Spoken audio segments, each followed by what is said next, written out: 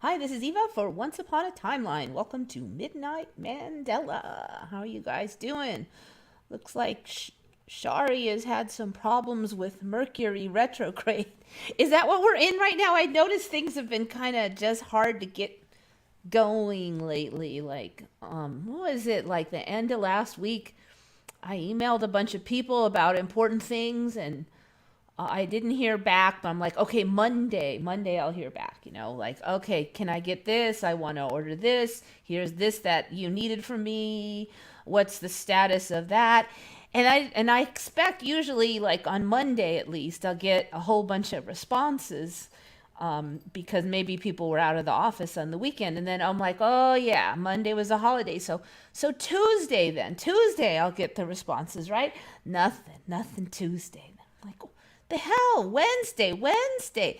So I only got like a few of them in. Like, it's like I don't exist. It's weird because a lot of these people usually are like, they get right back to me because it's business related. So it's been a little weird. Some of my best vendors who are always like, have just disappeared. They didn't give me a good answer. Like, I'm like, well, if you're not going to sell these anymore, can you just let me know? And I'll stop bothering you. No, they won't tell me why they're not answering, why they don't have the product. They won't tell me anything. It's like I don't even know how to decide if I can't hear. And then I asked some people to do references for me so that I could get this. I have to move my business, so I needed to fill out the application, and they wanted business references. Well, one of them, they wanted me to mail the whole thing to them and them fill it out and then mail it back. I'm like, all I need is your name and phone number and email. And I already know the name and email. I just didn't need the phone number. And they're like, well, if you send me it in the snail mail, and I'm like, I want to fill this out this millennia, not like a week from now. So it was just weird. It was one of those things where, for once in my life, I was totally on top of things, but it didn't really help because nobody else was doing their end of it. Anyway, it'll work out. It's just delays and crap. But I don't know. I kind of feel like, was that Mercury retrograde? Last week. Okay. Yeah. Is it done now? Because things are starting to break loose like today. It's still a little slow, but it suddenly today, we're starting to get some progress here. Oh, a bunch of emails went missing. Somebody sent me an email. I thought it was spam somehow. I didn't see it. I had sent another email to somebody. They also didn't see it. I checked today. Did you get that email? They said no. I go, well, I sent it. Then they looked at, then they found it. Just like stuff like that. So it's been one of those days. Okay, let's see who's in. Gromies, homies, General Sorrow, David Kent, Heart's Truth, The Orion Files with Ronan the Voice, Shari D, of course. I think that's everybody. Mandanimal's in, Joe Blore.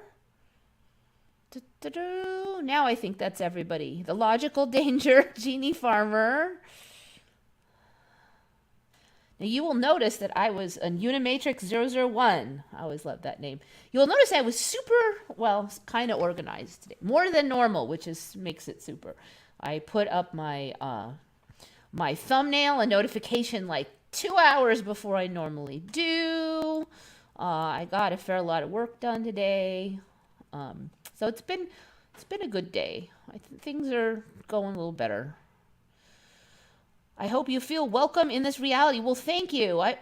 Things have been kind of turning, slowly, like a giant ship that moves at snail's pace, but things have been improving.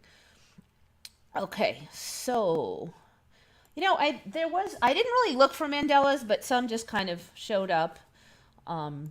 This one, I may have touched on this one before. This one, I was talking to somebody named JoJo's about like how the Earth's crust is all different than we remember learning it, and how we remembered, the plate tectonics being like these little plates that we live on, and then floating on a giant wad of magma, and that's not the case anymore. Now this whole the outer crust is all it's not just like a crust, like a little thin bark crust. It's the whole area here is all, well, they used to say it was solid. That was last year or so, maybe 2 years ago. This whole area was solid.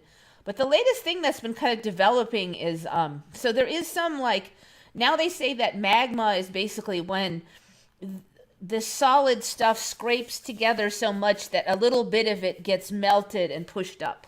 So we're not sitting on a pile of magma now, but every now and then some gets created and shoved up. I think that's here, where, stuff is moving around and like that. So the plate tectonics is totally different now. And, but the latest spiel has been this thing like there's a whole ocean under there. So it used to be magma. We used to be floating on magma. Then we were floating it on nothing.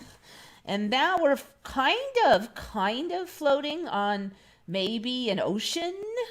So you might have been hearing the stories, the whole ocean was found under blah, blah, blah. And then they're kind of saying, oh, it's mixed in with the rocks. Oh, no, wait, there's big spaces of. This story seems to be like developing, that there's like an ocean under there. And this is one of the stories, is that they found this kind of stone that I've never heard of called Ringwoodite. I never heard of it until recently. And you think I would have heard of it because, let me make sure I had that right, but. So they say it can only form in the presence of water.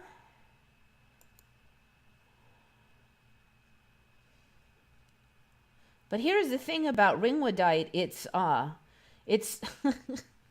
this is the thing that makes me laugh, is it's beautiful and it's often this bright blue color. So it only forms in the presence of water. It happens to look like crystallized water. I mean, what are the odds, Most of the time when there's some special rock, it's like dirt colored or gray or whatever.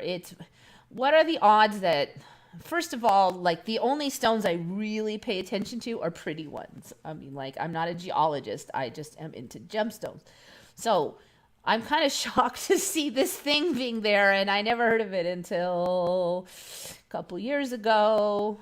Look at this stuff. It's just so... like it looks like liquid, like crystallized water. It's ridiculous. So that's the ringwoodite. What are the odds? Again, the Mandela. I feel like I'm getting trolled. I don't know. It's like this seems like another troll. We used to be floating on magma, and now we're going to be maybe floating on top of water. Like this here is not even the magma. This is just the lower mantle. The actual like liquid part is way down in the middle now, they say. But this whole outer crusty mantle area is all solid, except for the maybe water. Now I'm starting to hear like these weird little stories and insinuations that planets that don't have the underwater ocean don't have plate tectonics. So that's why I'm starting to think we might be floating on this water soon, according to them. All right, so another troll. I smell one coming anyway. I don't know if it's officially a troll yet, but Unimatrix001 gave me $5 Canadian, I think it is. Thank you. Appreciate it.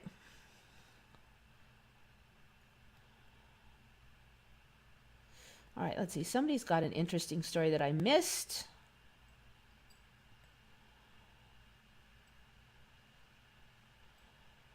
This retrograde was something different than we had before. Yeah, I don't know. I didn't have anything go really wrong. But, we had the eclipse, and that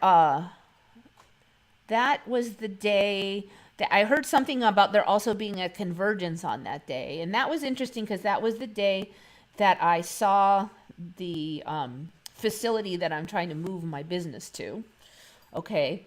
But then it was like this blackout. Like I couldn't get a hold of anybody. I couldn't get my paperwork filled out because other people weren't responding and all this crap. But now it's broken loose. Another weird thing. So I had to get my landlord to verify that I have been paying my rent and been a good girl all these years. And it turns out that I find out today that my landlord that I have now actually is really knows really well the future landlord I hope to get. So she's like, "Oh, you'll get it because I know her," and I'm like, "Yes." Because frankly, I need to get the hell out of my current place because my time is almost up, so it's getting a little stressful. So I don't know. It's just been weird. Thanks. You like my hair? It just kind of flopped together good today. I really didn't do anything different. It just grew that much longer, and the humidity was just right, and that kind of thing. And my hair is weird because sometimes it'll look really good in person and like awful on here, and other times it'll look really good on here, but it doesn't really look good in person. Today is kind of a middle day. It's like middling okay for me. I was watching Scarab's show, and Sandy found that Hudson Bay is now Hudson's Bay. I want to say that's bull, whaties. Okay. I mean, not against Sandy, but I mean against reality. Okay. Let's, because I know that's so wrong. Hudson's Bay. That is so wrong. That's a really good Mandela, if that's true. Let's see. Hudson's Bay. No. I have been tracking Hudson's Bay since the beginning of when I learned of the Mandela. So that's a number of years now. And okay. Hudson's Bay Company, that is not it. Hudson's Bay Department Store. All right. The bay is named after Hudson Bay. I'm going to have to check the maps too. No, I don't know here. Let's see. It still says Hudson Bay on this map.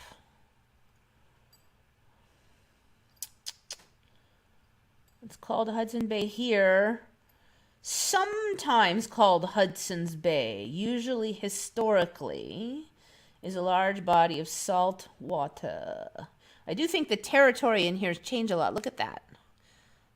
There's been a lot of shifty McShiftoos up there. First of all, Hudson Bay used to have more like access to the exterior. It's almost becoming like a lake.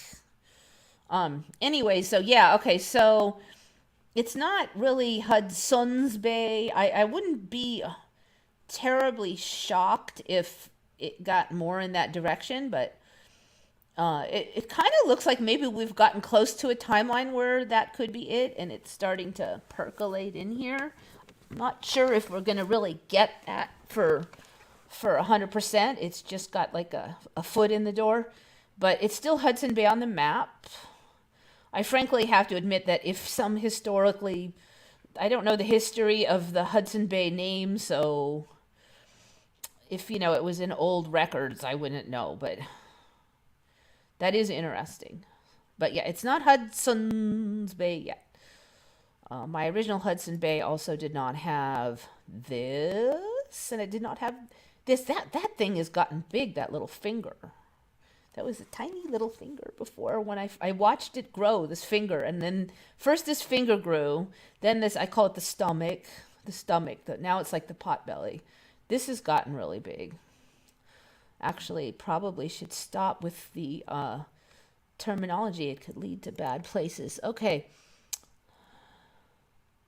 Huge circuit market that I buy from online is down for a week. Interesting. I heard a lot of companies did a 4-day weekend, taking off Monday and Tuesday. Yeah, I don't know. So, like a lot of these people I was dealing with, they're just like small companies. I wouldn't think that they would do that. And if they did, they should all be contacting me like today. And, like I said, some of them were just like weird goof ups. Like they didn't see the email. Like I got an email and I didn't see it.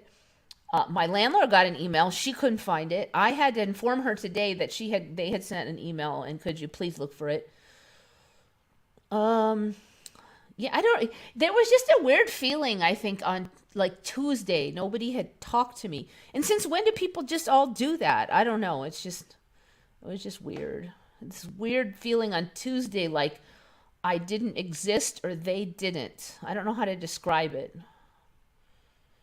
I mean, I guess you could say it's all in my head, but I don't know. There was just this weird, it was like limbo feeling.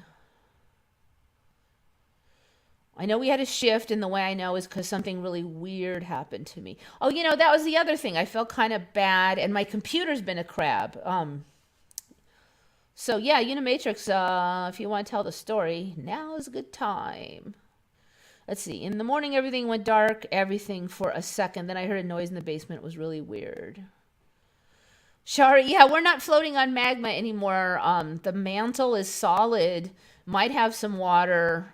For a while, they were saying the mantle, which is a big chunk, it's, like half of the volume of the Earth, is this. Sometimes they say it's like solid plastic, like, how glass can act as a liquid? Basically, it can flow over the course of 100 years, a tiny little bit. So they were saying it was like that, like it acts as a liquid, but it's actually a solid.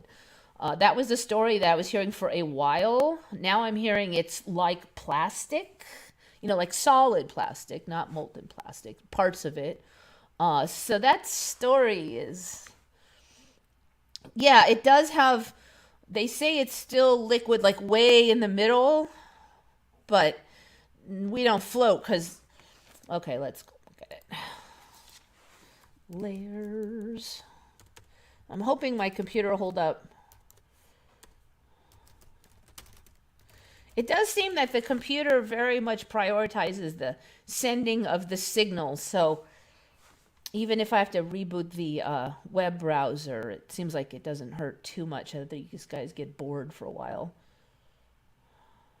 All right, here we go. Let's try this one.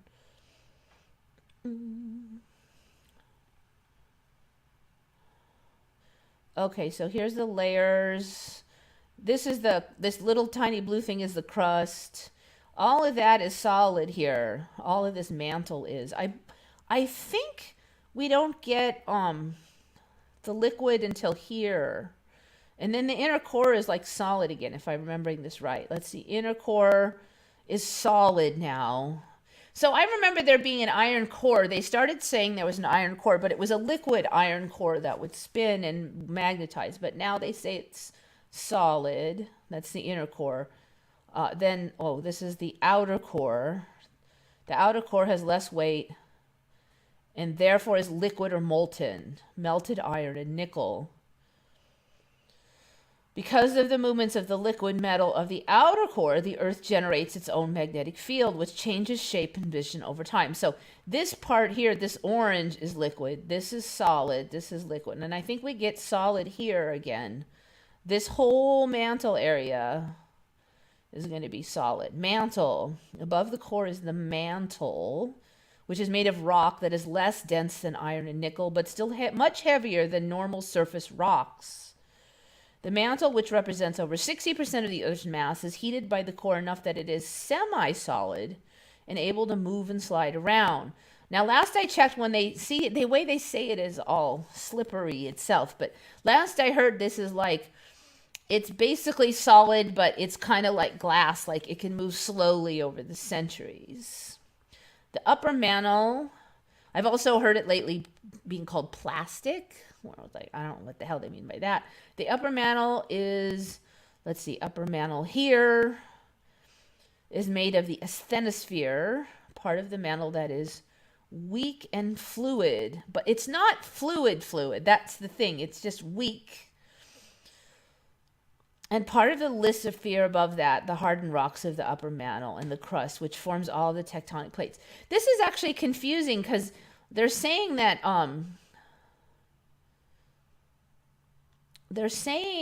down here is like harder than parts above it, but yet it acts like a fluid. How are you hard but acting like a fluid?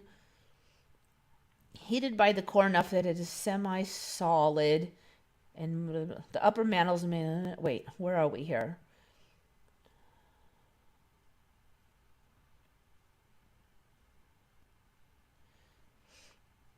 Okay. Okay, the mantle, which is made of rock that is less dense than iron and nickel, but still much heavier than normal surface rocks. Heavier, so they're saying it's dense. Okay, so they're saying this whole mantle is dense. It's more dense than normal rocks, but yet it acts like a fluid sort of. I don't know. The whole thing is a little weird. Let me find another one and see what that one says. Maybe this one. This is part of my problem now is the terminology is all vaguey.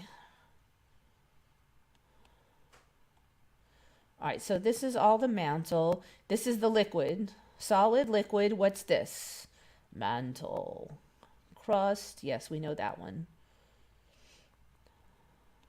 Plus, I don't get this. Why is the continental crust suddenly way thicker than the oceanic crust? That was not a thing before. The crust was the freaking crust. It would go all the way along. Some had some water, some didn't. Whatever. This might bode for like some kind of weird story about our water coming from below too, though, I'm thinking. See, the crust can be divided into two categories, continental crust and oceanic crust. Like, since when? Okay. Continental crust is thicker, less dense, and is composed mainly of rock. The other type of crust known as the oceanic crust is considerably thinner, denser, and made up of rock basalt. Basalt is rock, though. So it is made of rock. Unless they're going to start saying basalt's not rock. Who knows anymore?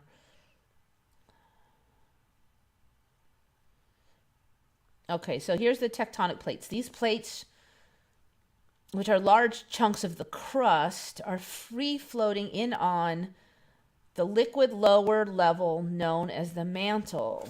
All right, liquid lower level. But it's not magma. What is it? Mantle. Consists of both solid and molten rock known as magma.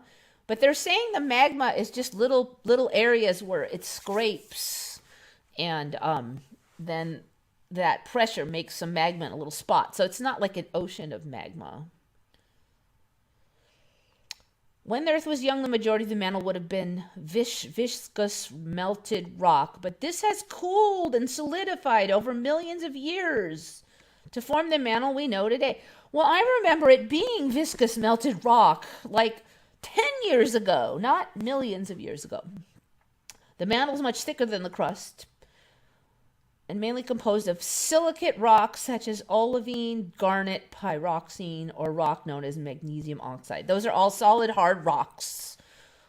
So it's mainly composed of silicate rock. And all right, so that kind of answers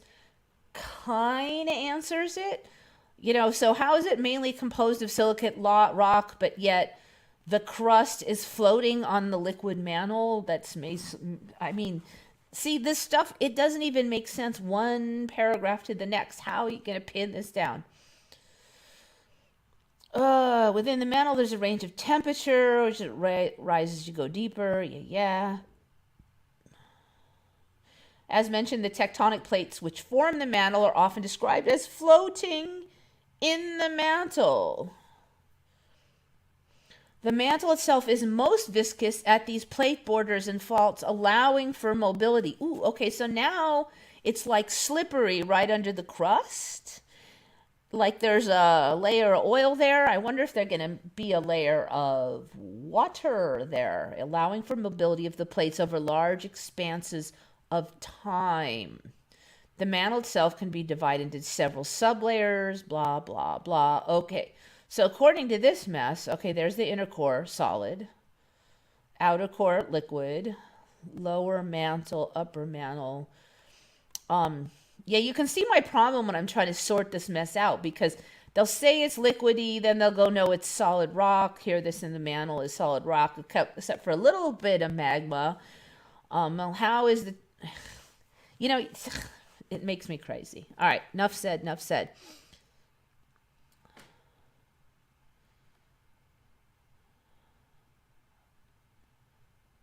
What was the name of the crystal? It was, wait, I have it written down. It was Ringwoodite. Ringwood. Not wormwood, ringwood. Ringwoodite. See, that's even weird, because ringwood, it sounds like some kind of wood, right? I mean, where does that word even come from? I think Unimictrix001 gave me another $5. Appreciate it. 5 Canadians. I think it said diamond. No, they did find a diamond under there too, but diamond is not ringwoodite. I'm pretty sure. Buffering. I don't know. It looks good over here. Ringwoodite. Not ringworm. Not ringworm, ringwood. Not wormwood, not ringworm. Okay. If we live in a chaotic nonsense reality of crashing rocks and space dust, how does this reality act like an intelligent construction? Yeah. Yeah, like I said, it's sneaky. And if you look at the Mandela in reality is sneaky, because if you look at how this is written, they basically, it's all of them that I have read are written in a way that will confuse the hell out of you, but somehow kind of cobble together the old reality, remember, that many of us remember, of floating on magma, with the new reality of basically sitting on hard rock for 60% of the outside of 60% of the earth, which is on the outside, is hard. So it's like it's ridiculous. Everybody, I mean, like, either Matrix creatures are writing these. I mean, if I was trying to scam somebody, I could not have done a better job of confusitating everyone with this than these articles. And like, how many paragraphs did I have to read? And then I had to check 2-3 sources. I had the same thing going on last time, like earlier in the week when I was looking up sources. It's just like, wait, but how can it float when they say it's solid? And oh, it's plastic. Oh, it's like this. Oh, it's like that. It's like asphalt. How can it be like asphalt and like plastic and like there should be a consensus on it.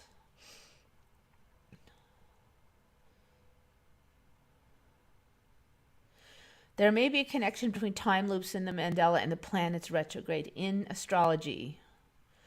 I think it's all some kind of system, and each thing reflects on the other. So, I mean, we've seen even the stars move, and our place in the galaxy is moved. So it's all reflecting together, I think. So, like, for instance, I didn't have all these weird eclipses like 10 times a year. So, they're like, oh, the eclipse means blah, blah, blah. I didn't even have those eclipses before, And today the eclipse means this, and then next month the eclipse means something else. I can't even, keep track of it.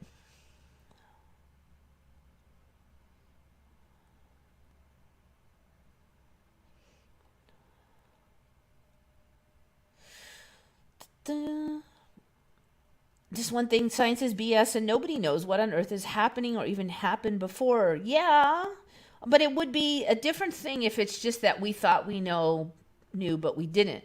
But this goes well beyond this, simply scientists being wrong. I mean, I've been wrong plenty of times. I'm sure we all have. But how could it be that all of these articles are somehow written to confabulate the old reality and the new, minimize the chance that you'll notice that reality has changed? Like, all of them. Maybe there's an article somewhere that's not, but like almost all of them. How is that possible? I mean, what is causing that to happen? Either this is just matrix reality, or some matrix people, or this stuff just shows up and no real humans created this.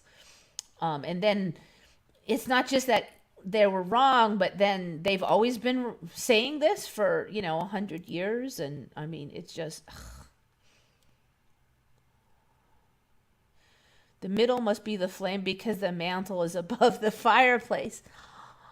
you know you know So I mean, is the whole world gonna change? Then you also have to look at the symbology of it. So traditionally they would say hell was fire and hell were down, under the earth. So what happens if the symbology changes to down is water and not fire? I mean, is that good?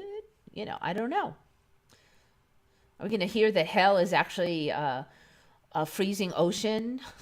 Will hell freeze over?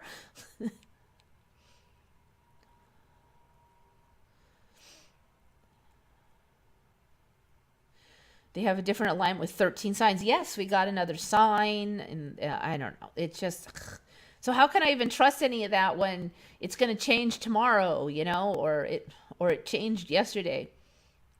There's always an eclipse anymore. It used to be such a rare happening. Yeah, you know, so like I didn't even know about this last one, and I looked up in the sky, and I'm like, what's wrong with the moon? It's all creepy colored because nobody even talks about it. It's just old news. Anybody born in 2012 or after has a different astrological alignment. I've not heard of that one. Preliminal. Now you got me curious. Let's see if I can find that.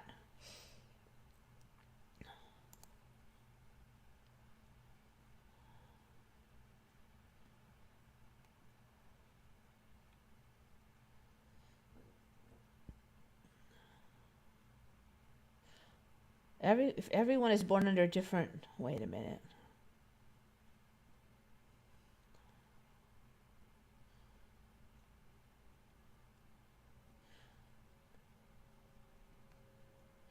I am not really finding it.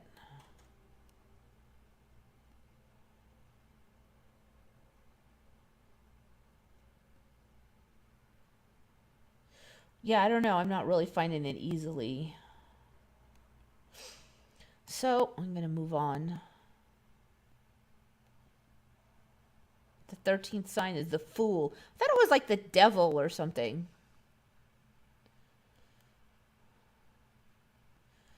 Okay, yeah, you have the wrench, so you can put up a link. All right, so I'm going to go on to the next thing. Blah. Okay, this one's a little bit more mundane.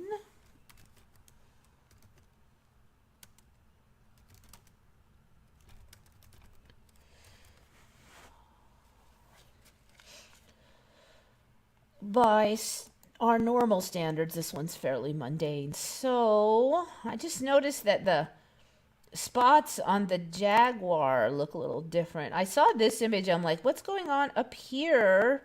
Looks like some of the spots are filling in on Mr. Jaguar. And you see over here, there's a big fat one on the, what is a giant spot on the back of the ear? So then I'm like, okay, top view, guys. If it's going to load, you could do it. Load. Boink. All right, so here's a close-up of the top view of Mr. Jaguar. And you can see the spots are all filling in over here, and he's getting like a stripe. So, yeah, no, the tail's getting longer. It's turning kind of white. And the underside of Mr. Jaguar is turning white. Used to be they were just kind of like tawny orange with the spots. But there's a lot more variation in the spots. The underside's getting white. So you used to all have pretty much the same spots. But some now have these huge spots with lots of dots, like this guy. I've never, till recently, seen one with like a circle with a lot of spots inside. Like, it looks like somebody took a big Sharpie pen and went on that guy. I'll show you here. See, that looks like a bit much. I haven't really seen that before. This looks a little more normal. But then over here, a lot of the spots are turning into just plain dots. Now we've got a funky long stripy thing over here. I've talked before about it. Seems like a lot of creatures are growing like necklaces of color, including my own cat. Did not used to have that. Now does have a necklace. Mr. Jaguar here looks like he's getting a necklace. And look at how white they are underneath. So, yeah, changes in the Jaguars. They were not white underneath before. I don't know where all it's going. Hopefully it'll look cool, but they're almost starting to look more like tigers in a way. The tigers did have more of the lower white area, or at least earlier on.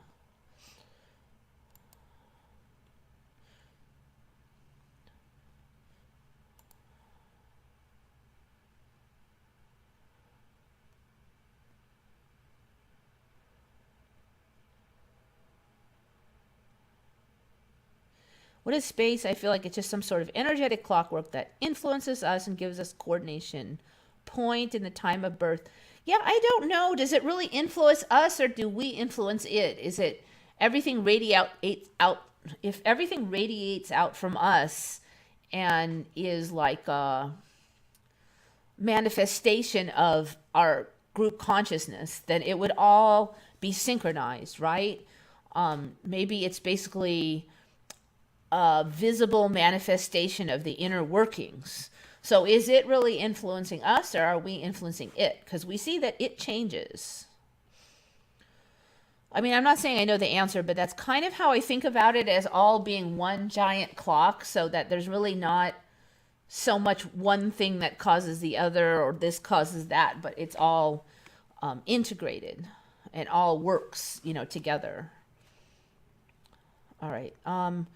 YouTube one. So I can't really play YouTube. That's the problem, preliminal. Because it would be a copyright if I just played it. And then if I don't sit here and play it, I won't know what it means. Like normally when I run YouTube on here, I watch it all in advance and then I write down little clippets of it and play just the little clippets, and I'll jump through so I don't get a copyright infringement. Maybe if you can find one that is not YouTube.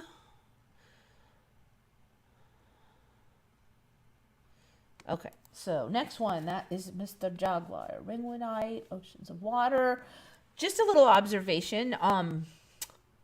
For a long time now, it's kind of a girl thing, I could not hang my purse on my shoulder anymore because it would fall off. Like most of my life, I just hang my purse on my shoulder and there'd be like a little hump of, I don't know, bone, muscle, whatever. But I always use my left shoulder. And frankly, my left arm does not do much.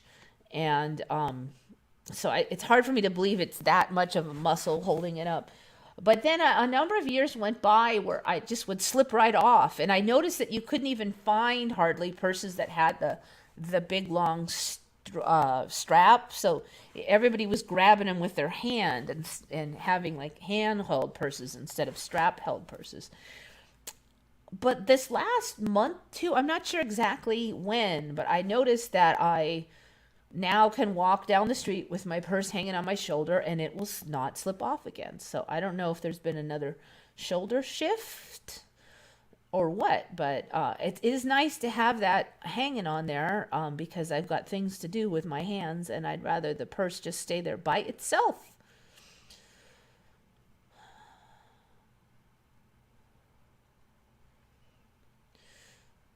I like guessing people's zodiac signs. Are you a Sagittarius? I'm getting Taurus vibes. Are you talking about me or somebody else on the thing before I answer your question?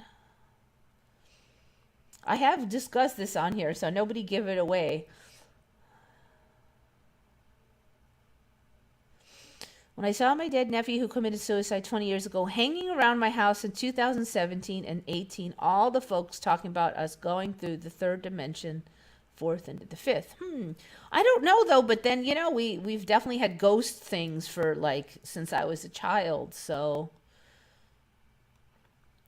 who the heck knows? I don't know. I'll tell you one thing about my sign. People usually don't guess it right. I don't know if anybody's ever guessed it right, frankly. Then when I tell them, they're like, oh, okay, yeah, okay, I see. But they don't guess it right.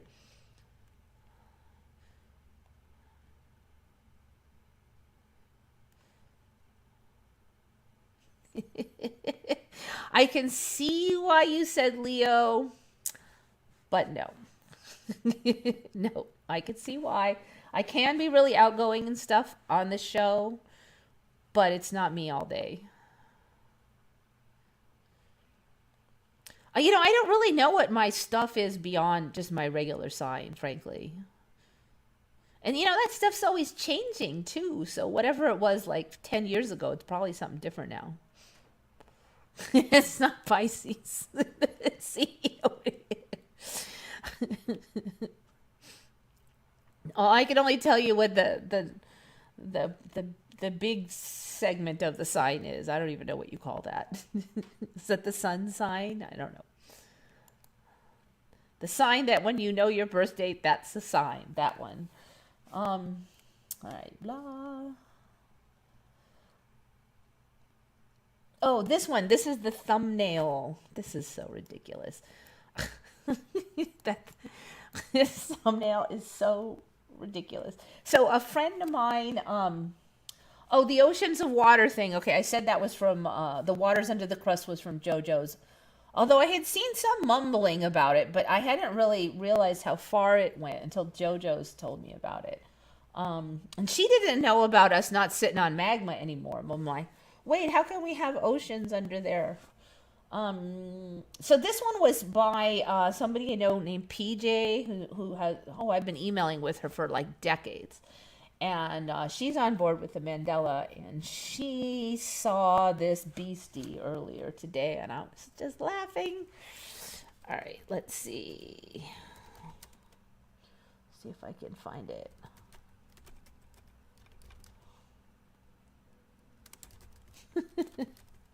I almost thought it wasn't real because part of the name apparently is manga, and I'm like, oh, it's fake, right?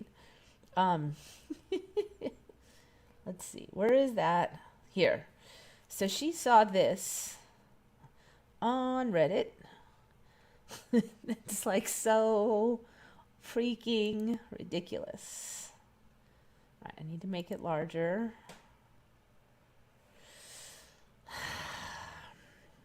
See if it'll load sometime this millennium. Reddit is a little wanky when it comes to their server powers. See if we can get one. So you can see it down there in the thumbnail. Come on. It's not boding well. There. All right.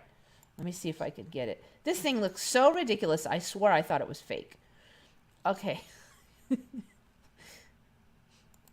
What the heck is this?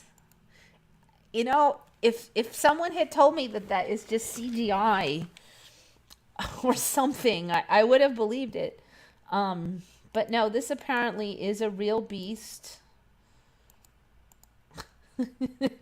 It's a stick insect, but it turns like neon, like bright turquoise, like a piece of freaking plastic.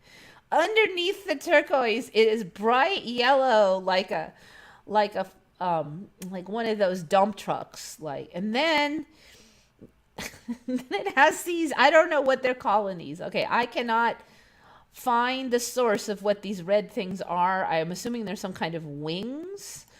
I see them on there. They're not big enough for anything to fly with. So what is that?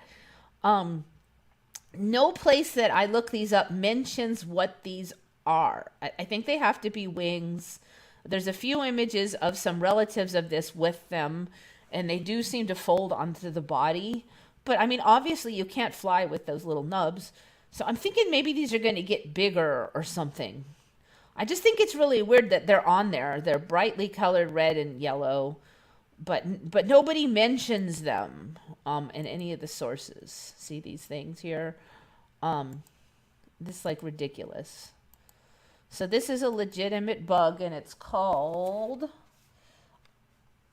Acryoptera manga, like manga. That's one of the reasons I thought it was fake. But no, there was a video and everything, and there is.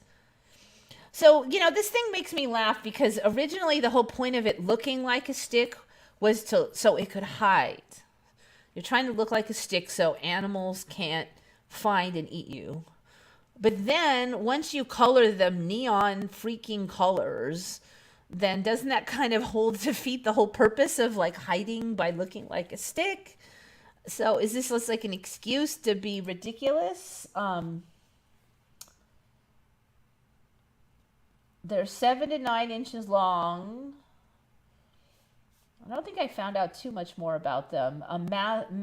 Malagasy giant stick insects. There's apparently several of them.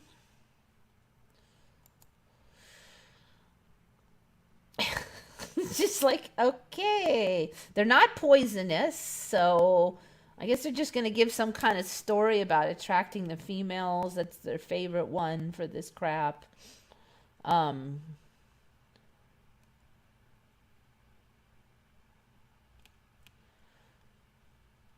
Let's go back.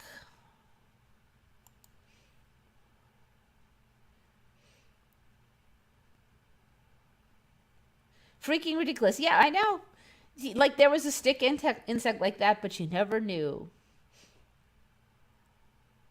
I saw this insect a couple years ago, but it didn't have the red wing. Huh. I don't remember there being a bright color one like this.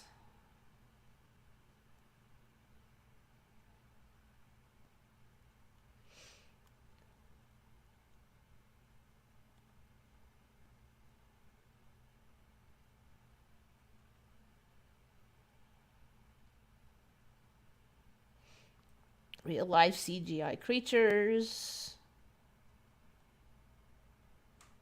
Yeah, water goat is one of the earlier Mandelas that, well, not early in my Mandela career when I knew about Mandelas. They were talking about that water goat. That's not my sign though, but okay, it's like preliminary found more info on that thing. I'm going to scroll up and see if I...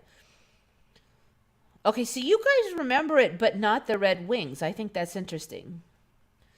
I think Eva's rising sign. So rising sign ascendant, is that like the main sign that everybody refers to then? Because I have to tell you, I have not yet seen any of you guess it right.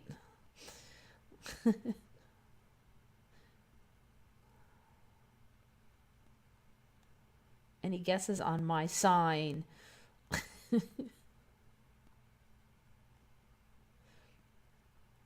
The 13th sign is officious. Okay. Officious. Actually, that's interesting because it sounds... I thought it was a little bit different. I didn't think it sounded like officious. All right. Let me just real quick check that. I thought it was a little bit different, that sign. I don't remember it as being that spelling you wrote, unless you said it wrong. Officious. I don't remember that being quite the word. It was close to that, but that seems a little off. Fidgicus. Fidgicus? Pafidgicus?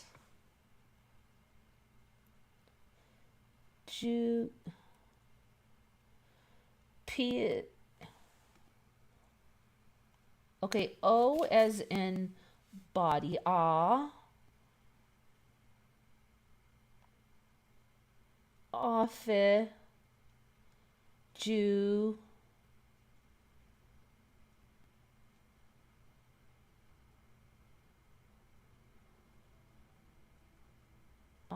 Ophigicus? It's not. I just remember there's being a little bit different letters in there. The serpent. Yes. Okay, that's it. It was the serpent. I do agree with that. Represented by the constellation Serpens. Okay.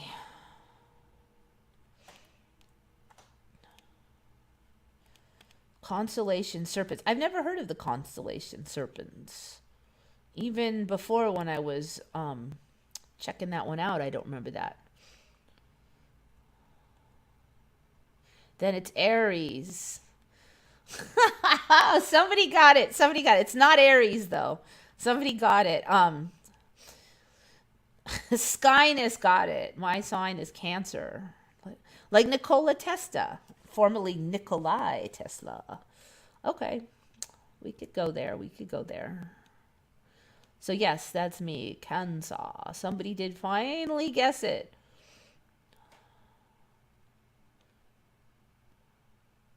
He was a Libra, he was a Taurus. Joe Bloor got it though. Cancer. I thought Cancer was a moon sign, though, isn't it?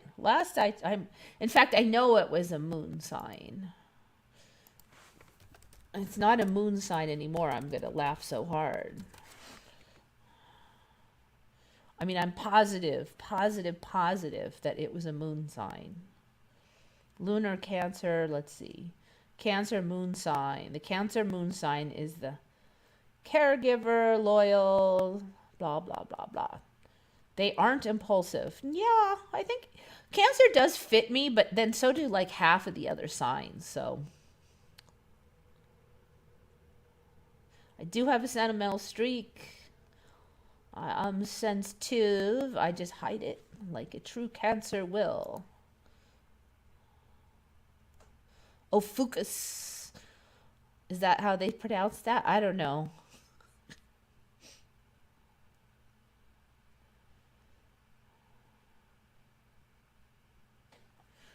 Many are saying now Tartaria was the golden time. We already passed the tribulations. Yes, I have talked about that some on here. I've said before, I don't remember the 100 years, the millennial 100-year reign of Christ existing in the Bible. It was just God comes and we all live happily ever after. But now the story is that there's going to be a millennial reign. Was it 1,000 years, right? A millennial reign of Christ. Yeah, 1,000. And then the devil would be let out for a short time or something, and then kicked, and his butt will be kicked again, and then we live happily ever after. So that whole storyline's changed for me. So now some people are saying, well, maybe Tartaria was the 1,000-year millennial reign of Christ. The tribulations are over. Then the devil was released again for a little while, and now his butt kicking will soon come. Yeah, so Skyness, it seems like Skyness guessed it first, that this is a Cancer.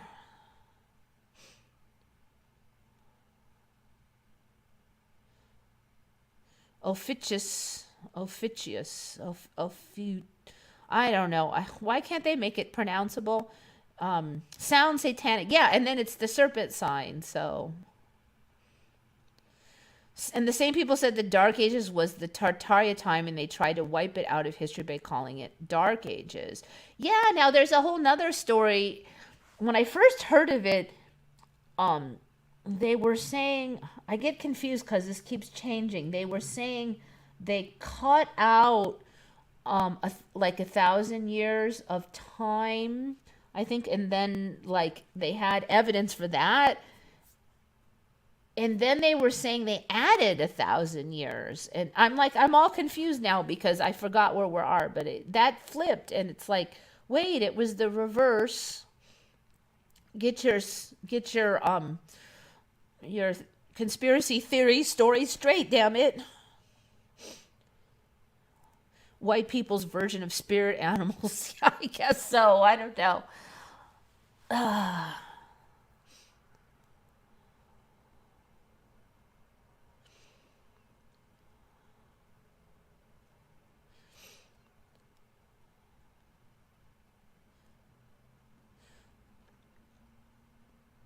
I kind of laughed when you said I was a Leo because my mother was a Leo, and she was hard to get along with. And I'm sure that the more mature Leos are probably not that difficult, but just say it was difficult. Why are we told these stories? Yeah, see, now there's another thing. Like, so the story comes up, people believe in it. I think the belief then changes reality, so it's interesting how that spins around.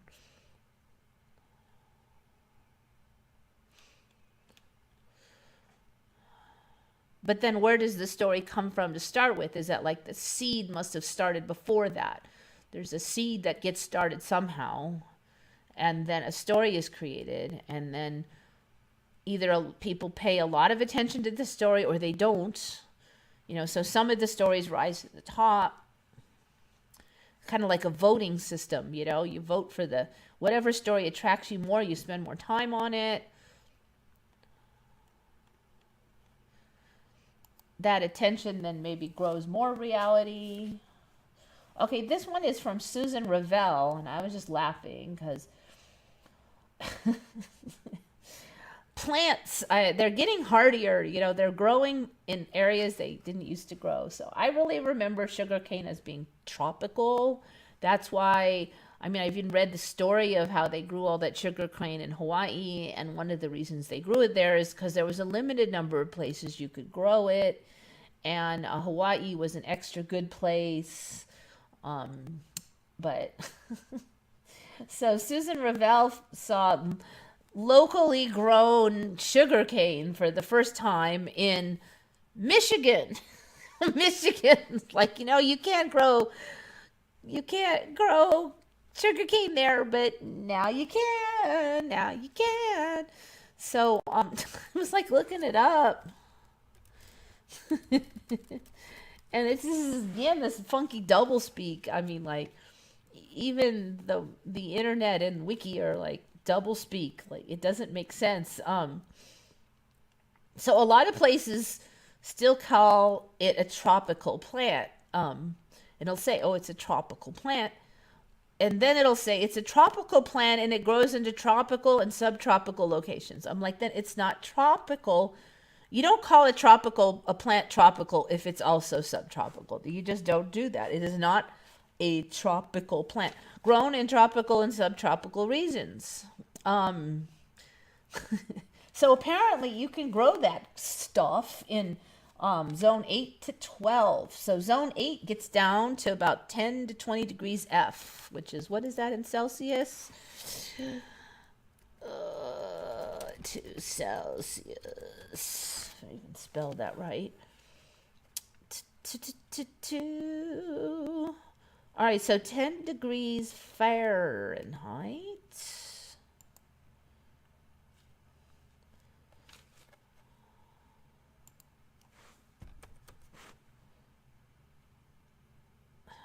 What the heck? That's not useful.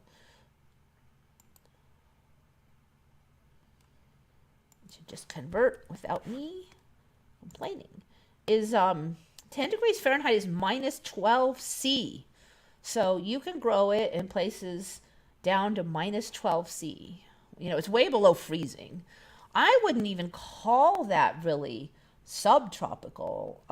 I really feel like my location is subtropical, and we're kind of the edge. In my book, the way I've always seen it, where I live is the edge of subtropical. Any colder than my area, where it goes up way below freezing, like minus 12, is not subtropical. That's, I don't know, temperate, or I don't know, you know, like it's, I don't call it subtropical. So I don't even call this subtropical. It's just, so yeah, you could, so, you know, I've never even seen it growing anywhere in the United States, but now you can grow it all through California, most areas. Certainly here you could grow it. And then they're saying also that it can be drought tolerant. Drought tolerant. I'm like, what? And invasive. Even in California, it sounds like it's sort of like a bamboo, like one of those running bamboos. It's invasive. It gets away from you. It's freaking sugar cane. It's like, no, that's not right. But okay, I don't know. I was almost going to plant it until they said it was invasive and gets away from you. I'm like, what? Yeah, see, I know. It's like, I guess you have places in Michigan that don't get below like 10 degrees maybe. Unless they're like planting it and having it grow really fast. I don't know. It just, you need a longer season than just one summer though to get it going. It's just wrong. Yeah, I know Michigan's freaking cold. But it's mine. Anyway, I'm just like, no.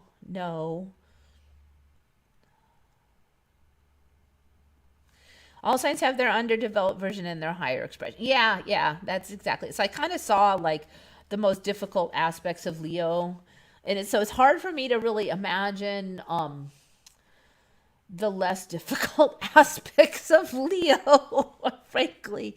I think if I remember correctly, Cancers and Leos are not super compatible anyway.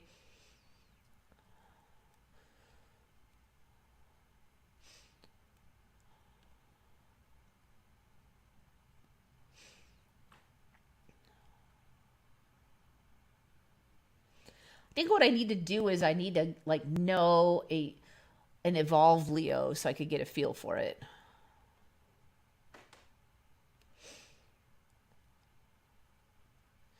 Cancer rules the moon. Yeah. I've always used to be very, very vibe with the moon. I'm kind of a night owl. But ever since the moon all changed, it's all creepy now.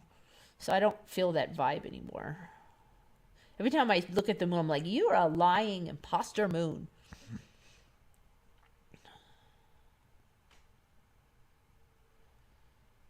Anyway, enjoy your your Michigan sugar cane. I swear.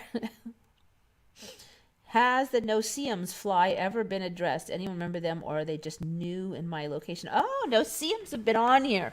Okay, no-see-ums. I don't know what's going on with them suckers lately. Let me just check it out because I haven't really checked no-see-ums in a while. No-see-ums. They've gone through quite a bit of evolution for me. Short-term evolution. All right, I'm too lazy to go through that. Oh, you know what? That funky. Let me just finish up with the creepy stick insect real quick, and then I'll go on to the no-see-ums. Burr, burr, burr.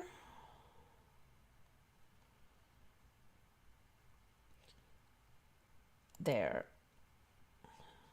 Look at how long that is. Quickie.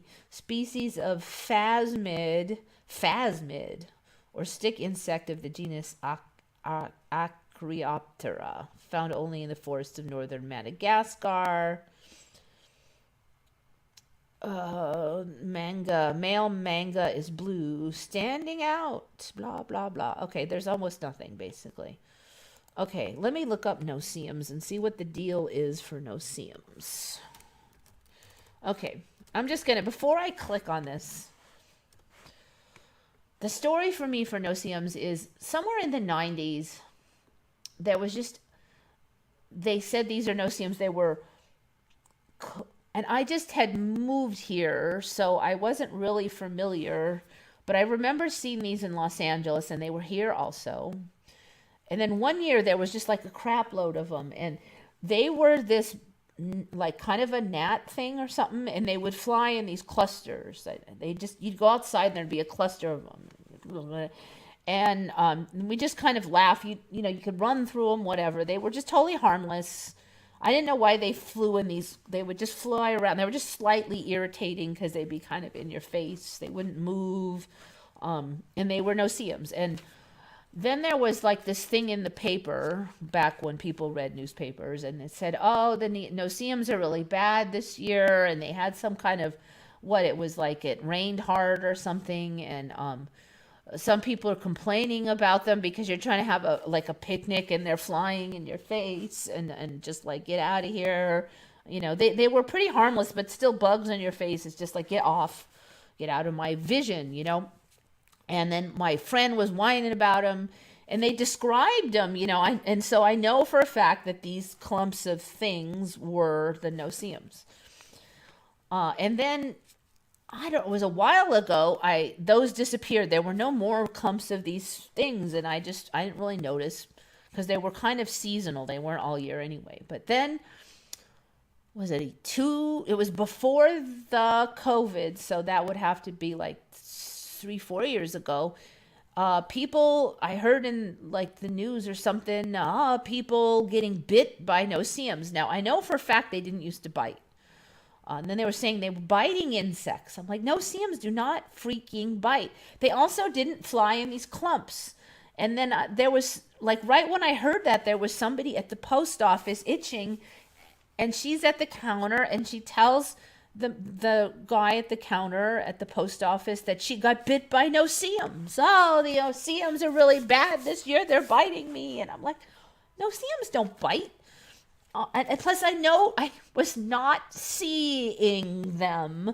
I'm no-seeing the no-see-ums anyways. And I didn't get bit by any. So it was so confusing. So that's where I was at. And you literally, now they were saying you really couldn't see them hardly. Like the ones I saw before, no-see-ums were kind of a weird word because you could freaking see them. There was a big clump of them. They were big enough that you would really, really see them. Okay, end of rant about no-see-ums. I'm going to just see where we're at now. Okay, so they're still biting midgets. Midgets? Or midges? Biting midgets? I kind of feel like that might be a... You can see I've clicked on this before. It was probably quite some time ago. Midges. Biting midges. Or biting midgets. Well, how did I see it as midgets? Look, here it says midgets. I swear to God, midgets. A family of flies commonly known as no-see-ums are biting midgets. Maybe it was in the old version and they changed it. I'm going to click on this preview to see if midgets. I wonder if somebody was... No, but see, the preview says midges. Okay, it's making me crazy. I don't know if somebody tried to slip that in there and then... Biting midgets. Now I have to go back.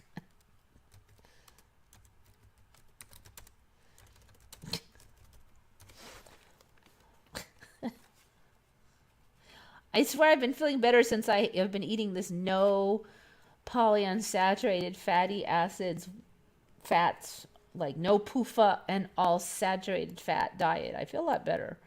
That's why I'm acting more like a outgoing Leo than a introverted Cancer sign. Biting midges. I'm also laughing a lot more. My brain's working better. It's not 100% fixed, but I'm hoping I'm on that road now. My brain's all over the place because it's going so fast. It's more like a Leo.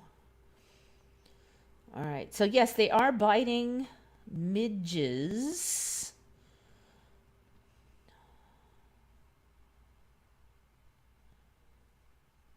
They need moisture to develop.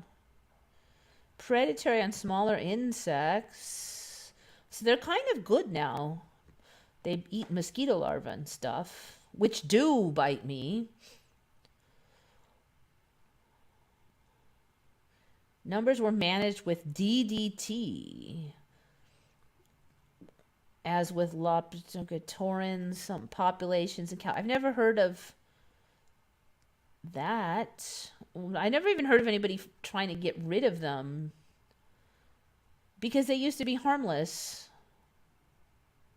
Most midges are small enough to pass through ordinary insect window screenings.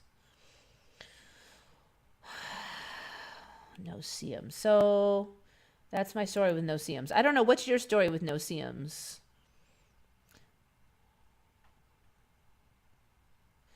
Yeah, so yeah, I had them.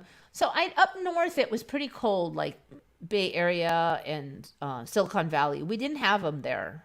I didn't have these clouds. I just, there'd be like clouds of flying gnats.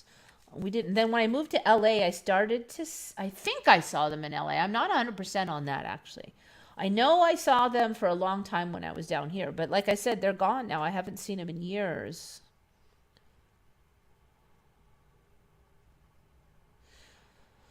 I was bitten in the leg by tiny mites in Florida. My family has no memory of this. And they said we went to Disney World. But I was never at Disney World. Yeah, I know. Stuff like this, it's just like...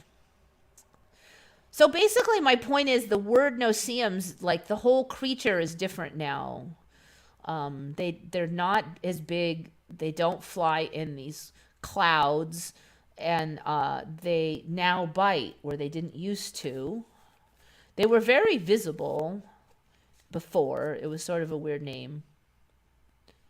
A plague of biting midgets. Yeah, I think you wonder if like somebody was just ninja editing wiki to see how long before someone noticed.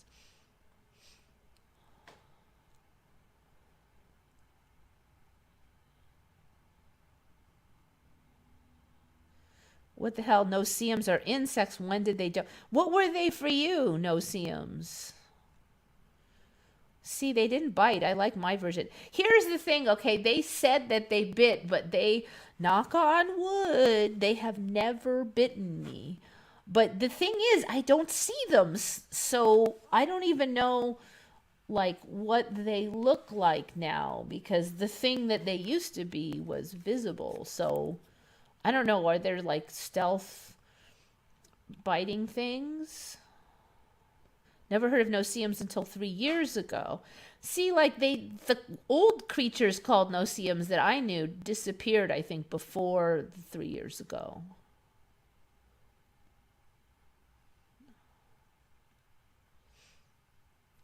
Yeah, so no, so the story was you couldn't see them, so they called them no-see-um, which was also hilarious because I could see them when they were clouds, but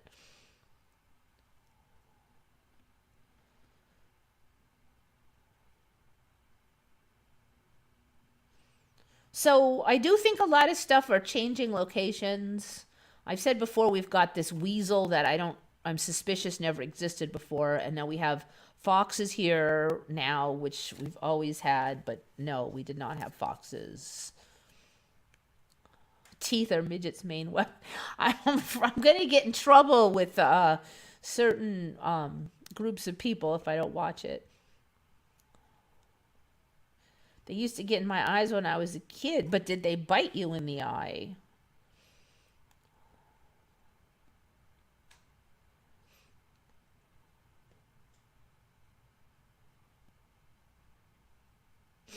Don't get eyelashes in my eyes anymore. I've had that. I've talked about that. So I bet you still do get eyelashes in your eye. It just doesn't hurt anymore. Used to be an eyelashes in your eye. It was ow, ow, ow. Run to the bathroom. Look in the mirror. Get that effing thing out because it hurt. Now they're in there. You don't even notice. So there's been a big change in that. I've discussed that before. So once in a while, I'll be like doing something in the mirror and I'll see there's an eyelash in there. You either don't feel it or you barely feel it, and then eventually it washes out the side. So the eyelashes still fall out. They just don't hurt anymore. You don't know. Used to really hurt. It used to be like a red alert. They never bit. They dropped some kind of acid on you. Well, you're from a whole nother timeline. Because over here, they're biting midges. It didn't say anything about acid. Distributed worldwide apart from Antarctic and the Arctic. 4 life stages, larva. I almost thought it said lava needs moisture. Lava, like the previous discussion. Okay, larva. Ba-ba-da. They're blood-sucking flies. Could be disease vectors. Yeah, there's nothing about acid. Let me just see if I can find. Yeah, there's no word acid in there, so I think it just you had a whole different creature. So I guess the word just jumps around to different creatures. LA used to be located more north. I agree. Old ME. Acid dropping insects. Yeah, lay off that LSD. Yeah, that whole thing with acid insects, that's pretty new for me, like, the last 5 years.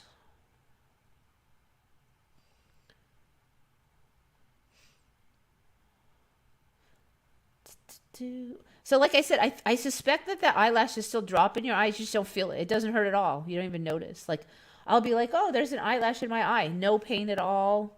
I don't even register it in my consciousness if I hadn't been looking in the mirror really closely. Because us women, we put on makeup sometimes and stuff. So we'll be like looking in oh, there's an eyelash in there. You wouldn't know.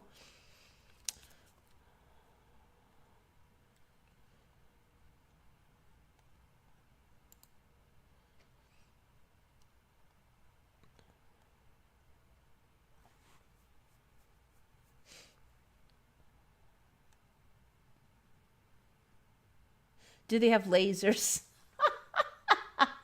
Oh my God, I wonder. Insect. You know those what are those real brightly colored shrimp? They can punch with a they've gotten very they can punch with like a sonic punch that can crack glass. Okay, so if it's in the aquarium, it can a shrimp can punch its way out of glass.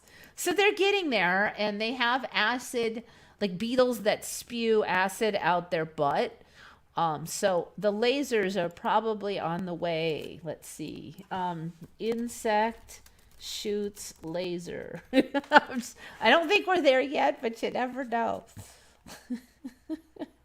They'll be like, oh, it's not really a laser. It's just kind of like a laser.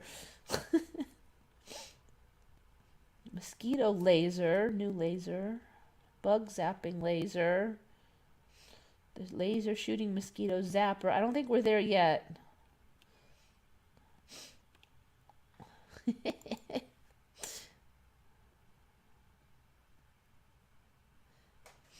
What about the lizard glands humans have?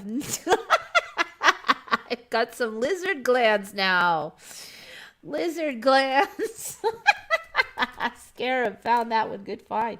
Humans have lizard glands. I better not write that on my description of the show. He's going to think I stole it. All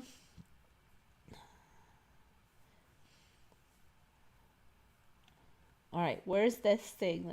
7 of the world's most dangerous lizards. 7 traits humans inherited from lizards. Okay, I know we have a lizard brain. Our yolk sacs. Okay, that's at the embryonic stage. Resilient skin. The hair on our heads. Reptiles grew hair first. Oh, come on. A burrowing reptile that lived 245 million years ago evolved whiskers to feed around in the dark. Within 20 million years, animals got hairier and hairier. Ears and sense of hearing, big brains, our teeth, the genes that make us. Okay, I'm not seeing the gland. Now I've got me all curious, though. Oh, you're talking about that shrimp. It's I forgot the name of that shrimp, but it's all bright colored. Their club-like appendages accelerate faster than a bullet out of a gun, and just one strike can knock the arm off a crab or break through a snail shell. Yep.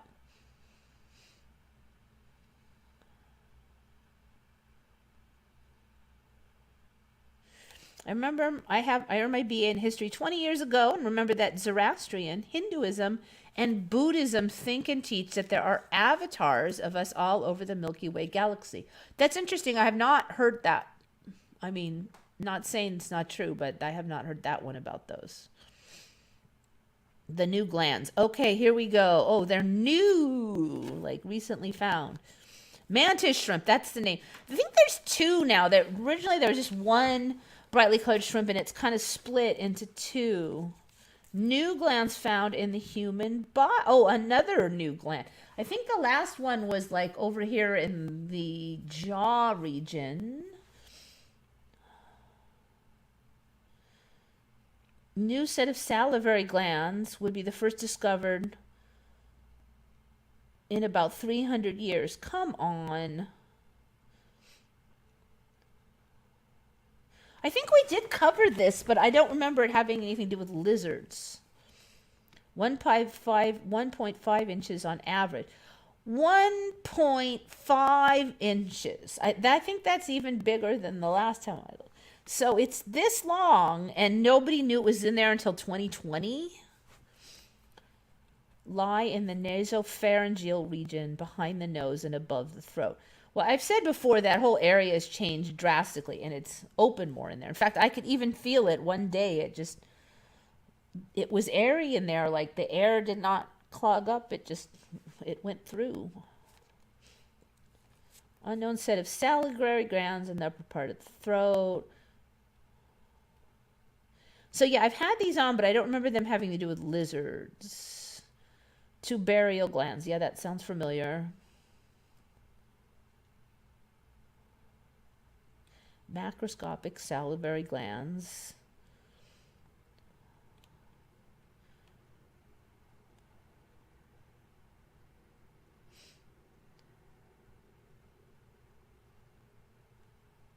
People have 3 sets of large salivary glands, but not there. As far as we knew, the only salivary or mucus glands in the nasopharynx are microscopically small, and up to 1,000 are even spread out throughout the mucosa. So imagine our surprise when we found these. All right, I'm just going to click on the word lizard here and see if... Yeah, that's the thing. I looked into these before, but there's the part where it has to do with lizards is the part I'm missing.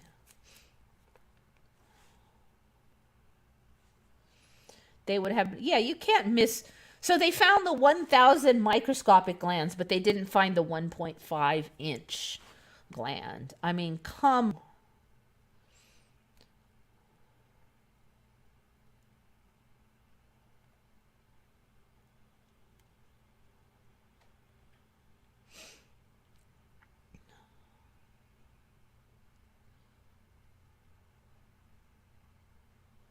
We got 230 inches of snow this winter. Well, upper Michigan. I didn't catch where in Michigan it was. So maybe it's near a lake or something, or it's lower. I don't know. So they are perennials, so maybe they can go somewhat dormant. I don't know. It seems real fishy, I agree. But I know they weren't, you couldn't grow them here. So I could totally grow those. Even though it gets a little chilly in the winter, it's nowhere near 10 degrees F. Something's been changing the nose area for 5 months. Now we have these new glands. So, you know, for me, those showed up like at least a year ago. Maybe like a year ago. Maybe a little longer, those glands. And I had them on the show. But like I said, I don't recall anything of them having to do with lizards. And, you can see that it's not mentioned here. So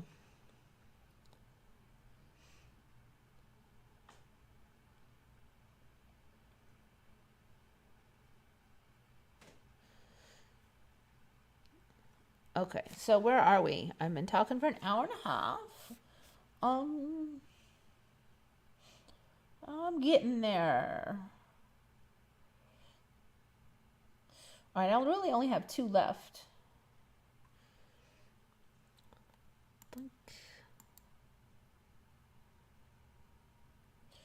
All right, this one is from Bill Knight. Good find. So you've probably heard of a certain kind of pox virus that's hitting the internet. Now, this is not going to be a political talk at all, just something interesting. And you guys, some of you regulars might remember a few years ago we talked about this purple pitcher plant. Like I didn't remember it existing. So it's, what do you call it? It's S. purpurea. Let me just put that on then. S. purpurea.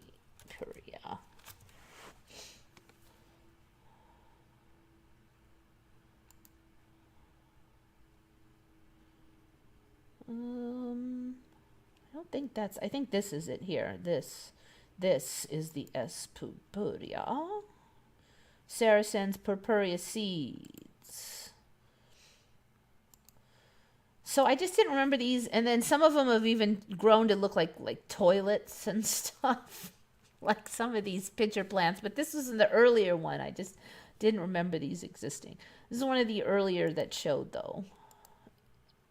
Saracen's purpurea. Ooh, look at that. Let's see if this will load. Get rid of that one. So yeah, cool. This is quite a pretty plant. So the story now, this was a Mandela. I didn't remember these existing.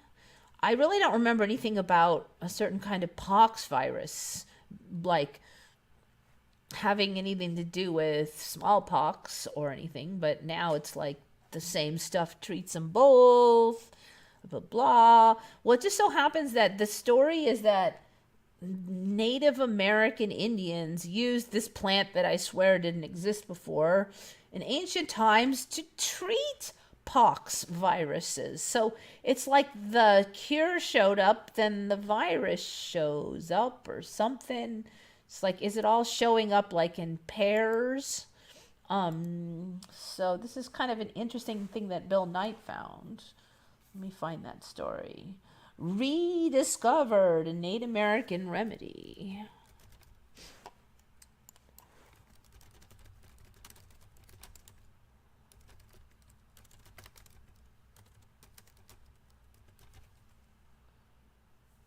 Kills pox virus. It's funny that we're calling them pox viruses. I really don't remember there being that many. I just remember smallpox, chickenpox, and cowpox. Now there's a whole bunch of them. It's supposedly, so if you read in this thing on Chemistry World, rediscovered Native American remedy kills pox virus.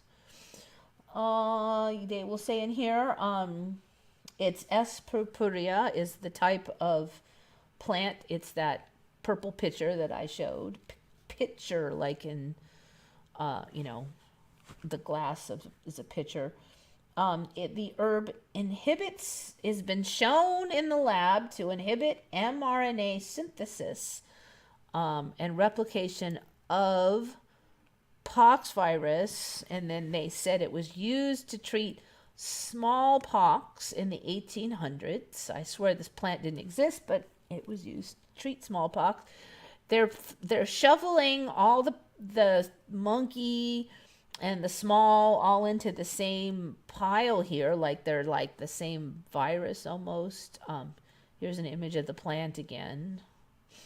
Extract of pitcher plant Sarracenia purpurea halted viral replication. Historical sources suggest the Micmac Native Americans of Nova Scotia treated disease using a botanical infusion derived from this plant. Jeffrey Langland in Arizona State conducted in vitro experiments. That's going to be test tube experiments with herbal extract and found it inhibits replication of variola virus, the causative agent behind the small version of the pox.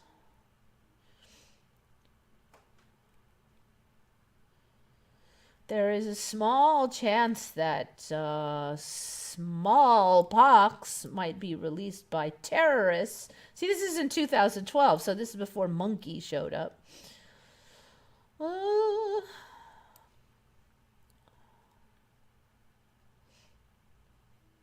The extract blocks early transcription, appearing to have a distinct mechanism of action from that of two other antivirals currently in clinical trials. Anyways, interesting. I don't really know if it's like totally safe to actually consume this stuff, so I'm not saying go run out and buy these or anything, but it's just weird that first you get the Mandela and then you get another Mandela and then there's like an interconnection of them. Obviously these Native Americans consume this and they didn't all keel over, so, it can't be too dangerous. At least in this timeline.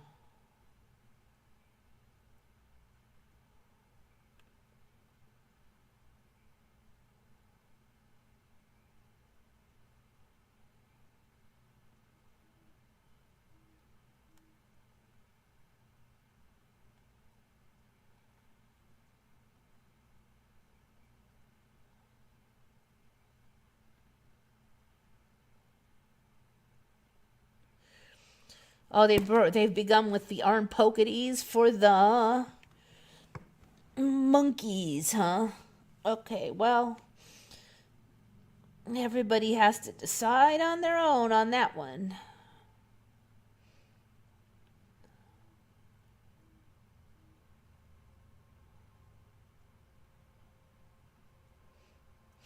I'm a Leo and I like you, Eva. Well, thank you. I appreciate that.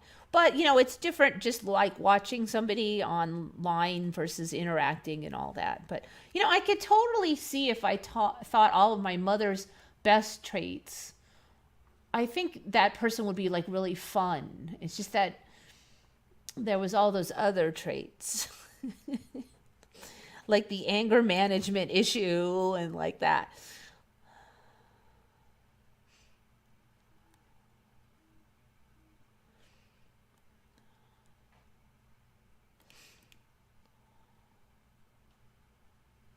12 monkeys now part of our realm script.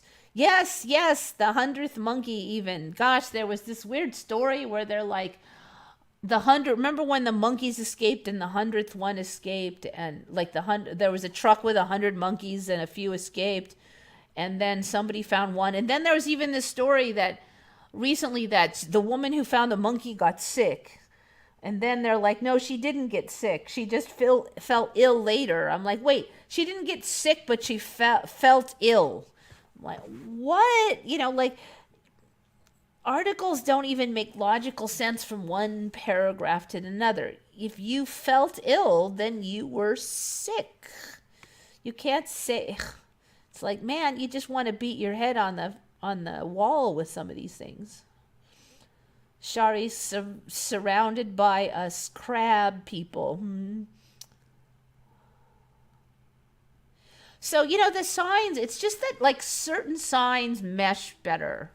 There are people who I think they're cool people, but we just don't really get a lot of fun out of each other. It's not like they're like stomping on puppies or anything. They're good people and they have important roles to play, but maybe they talk in a way and you talk in a way that bugs each other, or I'm too boring, or, they're too flighty. And, some people like to be spontaneous all the time, and that can get frustrating for people who don't like to be that spontaneous. Just things like that, is more like how it can be. It's not always just saying, well, Leos suck. I'm not saying that, but obviously all the signs have their purposes. And so like certain signs just are more compatible, like they will clash less with their style, and they'll kind of have better synergy. So that's kind of how they say it.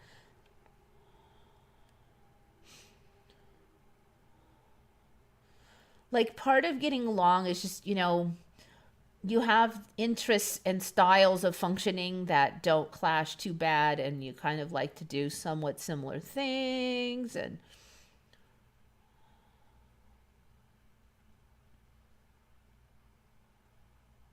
like I know people who they're not all at all interested in any psychological, esoteric, or deeper types of conversations. They just talk about there's a few things where I'm kind of interested in that, like maybe we'll talk a little bit about a certain popular trial, court trial or something. I'm like, okay, I know a little bit about that. I can talk about that for a while.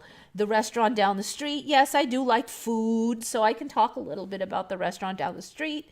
And but then like that's all we have in common, and we just run out. Like that's it. It's the end. I've met people like that. Like they seem like nice people, but we have not one thing that we each want to talk about, or almost nothing. So that's another factor.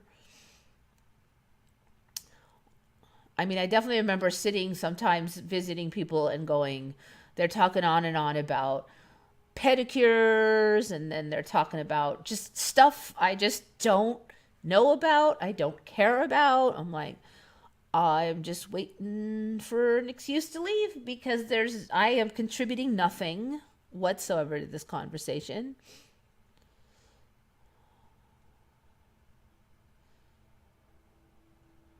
No-see-ums bit me. They leave a crusty, bloody spot. That's disgusting.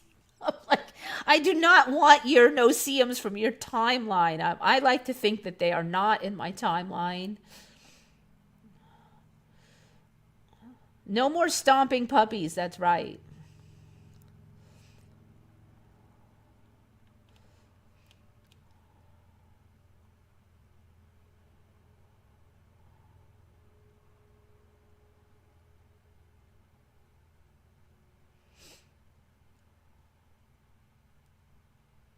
When Leo thinks she is right, not even God can change his her mind.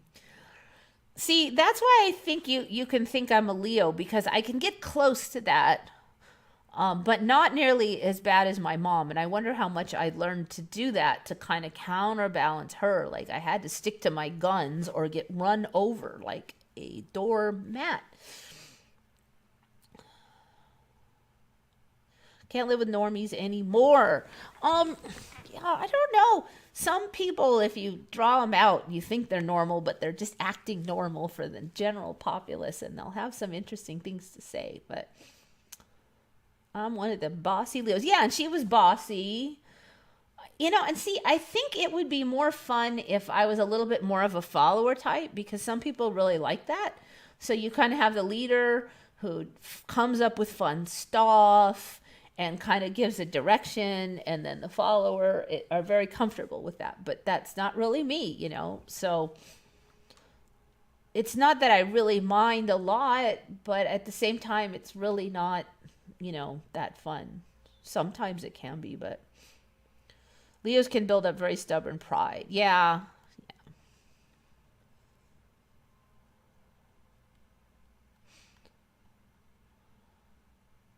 So like when she was just doing fun stuff, it was okay. But that, you know, some of her, she was just convinced of something that had no logic. And like, she was like, I want to do this. I'm like, well, it's illegal. Well, I don't care. It shouldn't be. I'm like, well, you know, you can't just build this or fill in this, you know, like we have this, what do you call it, easement for drainage. Okay, so it's not just a baloney easement. You really do need to have a drainage, you know, and not screw up the native drainage system. And it's near a river and all that. And she's like, well, she just wanted to, she had access to free fill dirt. So her plan was to just fill the whole area up so that it would be more usable. I'm like, but it's illegal and it'll screw up all the drainage for the road and blah, blah, blah. And then her attitude was, well, it's my property and I should be able to do whatever I want. I'm like, well, there's 10 reasons not to do it. So a lot of stuff she wanted to do, I'm like, yeah, whatever. But there are times when I just had to be like, no, you're going to, you know, what happens is she would insist on doing stuff and totally ignore me and all the logical reasons not to do it. And then when she had a problem, she'd come running to me, Eva, fix my problem. And then, you know, you can't just go, well, you were an idiot. So she would do the same thing over and over. And it was so frustrating. It's like, you've got to listen to logic sometimes, you know? It's not only about what you want. I mean, in a way, I do think it's important to know what you want and go after it, but you have to, you know, look at the whole picture. And then she was so fickle because today she wanted this, she gets it half done, she makes a big mess, and then tomorrow she's changed her mind. She hasn't fixed this mess. Now she's on to another mess. It's just so frustrating. And now I'm supposed to fix everything. Whenever there's a screw up, it's my job. It's like having a big baby to deal with, because at least a little baby, they do what you say, but a big baby, you know, she was emotional and illogical and willful, but you couldn't stop her, you know, so she's always causing problems all the time. It's like, oh, what trouble did she get into now?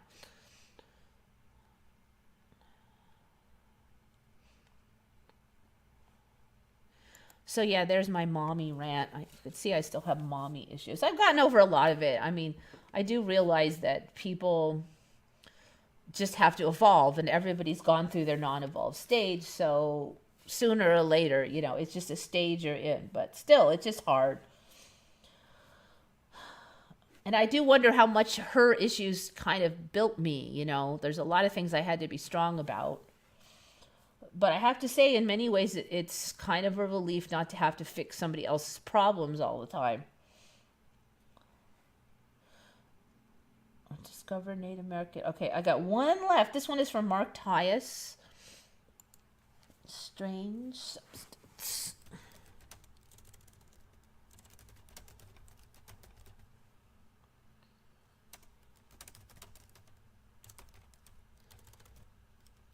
Altitude. this one's an interesting one and kind of speaks to the way water and vapor have kind of changed the way they behave. So it's a YouTube video, so I don't want to play too much of it. Okay, so there's a plane. It's going over Los Angeles on 5/29/22, so a couple days ago. No copyright intended, actually. That's nice. This video was posted to bring awareness mirrored with no copyright intended. Oh, there's like no, oh my gosh, there's no, so this is from Truth Drops, keeping it real. I don't know how Mark found that. There's like no comments. You could be the first at Truth Drops, keeping it real. So this thing's flying, and then weird stuff happens here with the vapor. Now I'm going to guess it's going to be some kind of story where pressure changes have caused vaporization.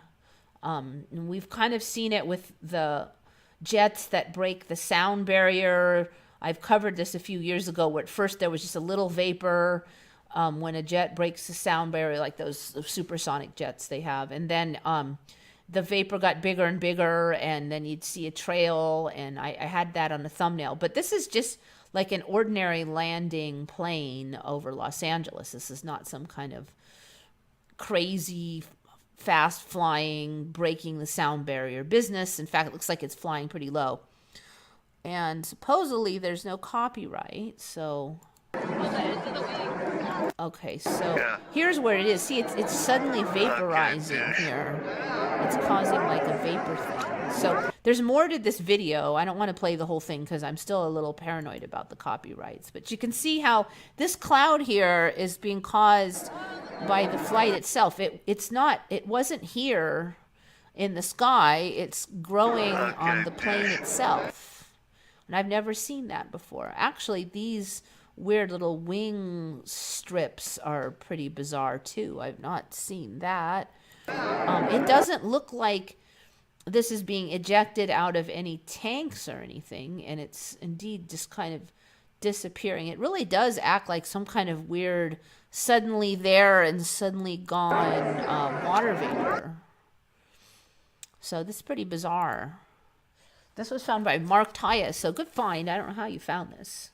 Look, there's no nothing on here. There's no comments. I'm just going to click on the channel to see what it's about. I don't even know this channel.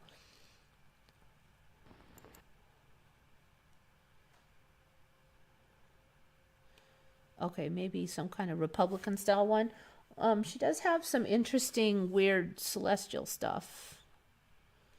Mystery Lights Outer Bank. Okay, so, yeah, this is another one that's been showing up is these weird bajillion dot UFOs, but you do have to wonder if they're just like drones or something.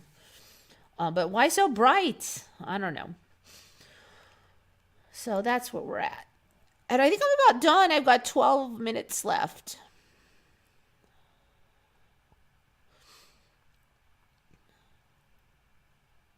I had a dramatic personality change in 2008 when CERN turned on for the first time. So they're saying that the CERN should be ramped up by July. So they're being kind of vague about it, but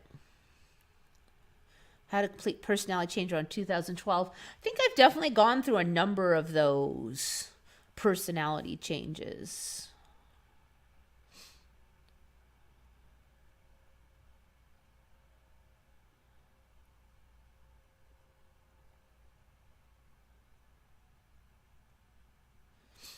It's odd, but I found myself in the last 2 years, the whole sea stuff has changed me for the better. Interesting. I do think we've gone through some kind of energy event, and the sea is really more of a side effect of that. So I think some people really needed challenges in their life. Maybe people weren't in the right jobs for them. It forced them to change. Some people had to stay home and kind of learn some things that they weren't used to. Some people were cut off from their favorite hobbies for a while and had to learn new ones, no more concerts, that kind of thing. Um, though, there was a lot of challenges, and the thing is with challenges is it, often will grow you. Unfortunately, there's some that are not up to the challenge, and maybe they were on the edge and they don't make it. So it's always very sad when that situation happens. Anyone notice big personality changes in people whose past change also? So not specifically just lately, but I've noticed that I would not say huge changes, not huge changes. Most of my people are fairly stable. They'll shift in certain ways. So like one of my friends for a number of years now suddenly became way more stable. She just handling things better. She just lost a lot of weight, but wasn't trying and is not sick. So that's kind of weird. She eats the same way she has for a long time.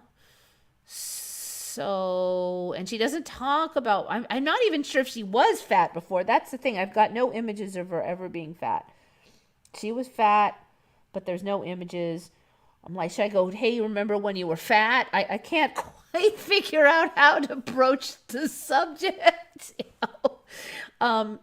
Sometimes I get trouble with this because I don't always want to stomp on sensitive topics.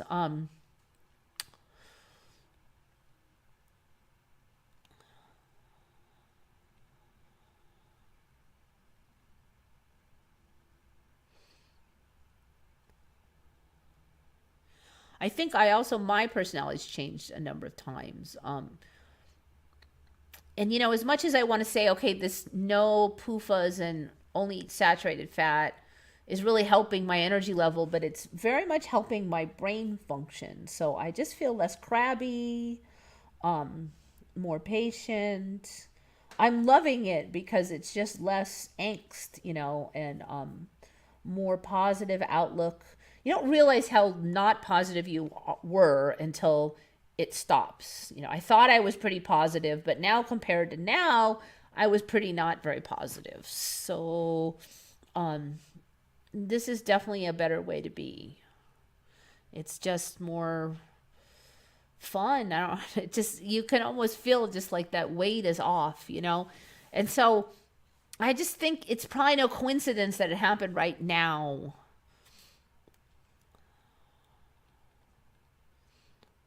And right when I'm, got kicked out of my location, my old barn location to a new one. But, it's much as it's a strain and a stress, but I really do need a bigger location. So it could be very good. And I'm trying to look at it that way.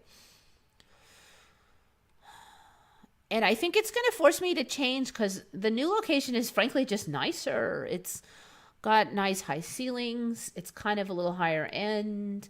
I'm definitely going to be motivated to keep everything much more tidy to fit with the environment.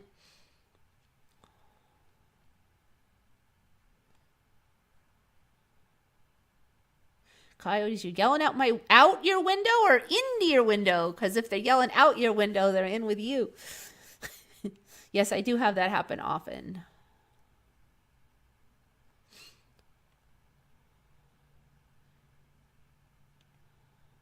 My mother became more selfish, sensitive, and more of a risk taker. Yeah, so, part of me thinks this is all energy changes, but part of me thinks it's diet. But maybe you realize you need to change your diet when you're ready to be a better person. And you point your mind in that direction. I want to be a better person. I want to be less obnoxious. I want to be more patient. I want to be more loving. Maybe if you concentrate hard enough on those desires and what you want, then maybe what you need to do to get there is going to start falling in your lap, and it seems like it's just a coincidence, just happens to be right now that I've sorted it out with my health issues. But I've also really come to appreciate brain chemistry in a lot of ways and how much difference it can make.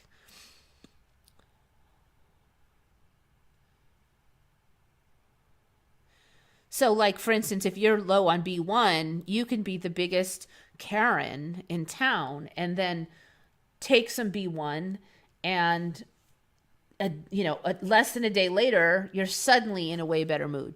And anybody who drinks a lot of coffee, tea, drinks a lot of alcohol, sushi is another one. Sushi blocks it. Tannins, quercetin. If you eat your vitamin with B1, try taking. Everybody who drinks often should be taking B1 every day, because alcohol really depletes B1, and it's a B vitamin, so you run out of it in a couple weeks. And if you're drinking, you can run out of it in like 1 week, and your whole brain will just not work right, and you will be a Karen and tired, a crabby, tired Karen. You don't want to be that.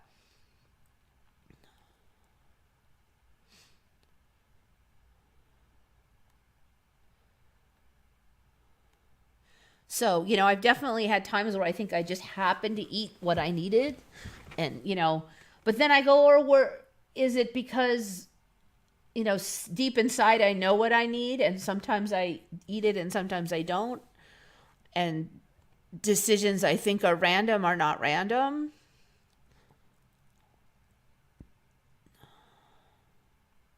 All right, so I got 4 more minutes. Can I have my first champagne tonight? Yes? No? I don't know, as long as you have no problem with alcohol. Angels Don't Fall just came in. Sorry, I got like 2 minutes left. I'm kicking out. Yep, yeah, you're 2 hours. You're 1 hour and 56 minutes late. Nude versions of Mona Lisa. What? Okay. Now you drop this on us 2 minutes. Okay, nude versions of Mona Lisa. Oh, come on, Shari. It's ridiculous baloney. Oh, I forgot. This search engine will not do porn. You have to go to Google. Type in the word nude, you're not going to find stuff. And every now and then I'll type in something like that isn't really porn, but kind of sounds like it. Like, like the thing sticking out of a red insect or something. I'll type something like that in, and it'll be like nothing found. I'm like, no, it's not porn. Did Leonardo da Vinci create a nude Mona Lisa? Discovered in France in 2017. Oh my gosh. So I remember there being a copy of like the Mona Lisa, but I don't remember it being nude. This Jaguar. Quit that. No, wait, Jaguar Nui. I don't remember Jaguar Nui. Done in parallel with Mona Lisa. Well, let me see it. What? No, I have not seen that before. Quit it. Look at the muscles on that arm too. That's just strange. The nose is really big too. It doesn't really look like the Mona Lisa. The size of the nose, I don't know. That doesn't look like the Mona Lisa to me. The nose looks different. The eyes are further apart. The lips look more like a dude. Look at how far apart the eyes are. The lips are way more like, they're just different. They're bigger. There's a drape, but that's about it. I have not heard of this. This is from 2017. There's no way we didn't see this. I also think that the drawing of the Gioconda Nui, until now thought to have been done by Leonardo's students, was at least in part done by the Italian master himself. This is baloney. I'm sorry. I'm sorry. I cannot believe this. Gioconda Nui. Oh my God, the nude Mona Lisa. I can't believe you didn't tell me about that one earlier. Sorry. Oh, for God's sakes. Gioconda Nui or Mona Vana.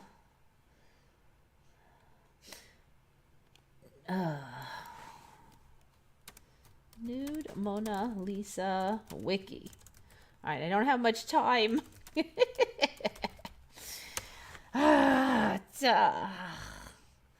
Wikipedia Commons.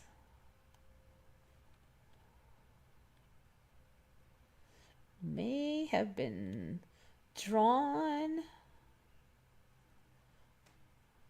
by Leonardo da Vinci, CNN.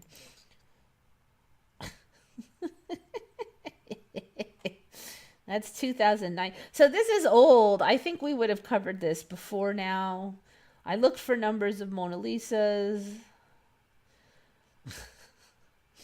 Mona Vanna, or Nude Mona Lisa, was completed in Da Vinci's studio.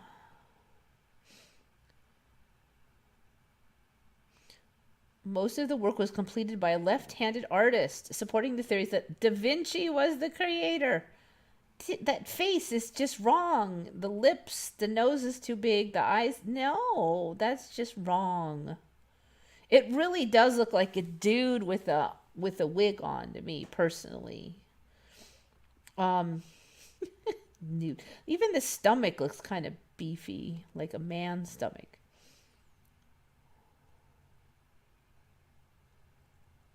They also found the drawing featured Da Vinci's preferred sfumato technique, a process of blurring color transitions, concluding that the piece was not a copy of a lost original. There's a strong possibility that Leonardo did most of the drawing. It's a work of great quality done by a great artist. Most certainly a preparatory work for an oil painting.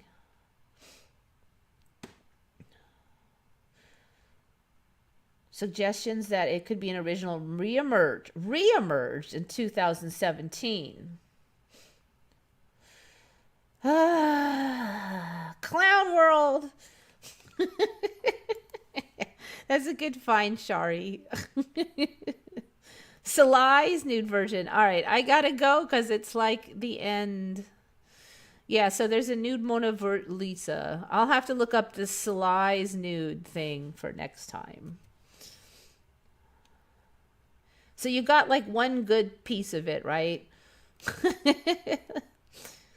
Yeah. All right, I gotta run, people. Thank you so much for the good contributions. Think good thoughts, everybody. This is Eva signing off for Once Upon a Timeline.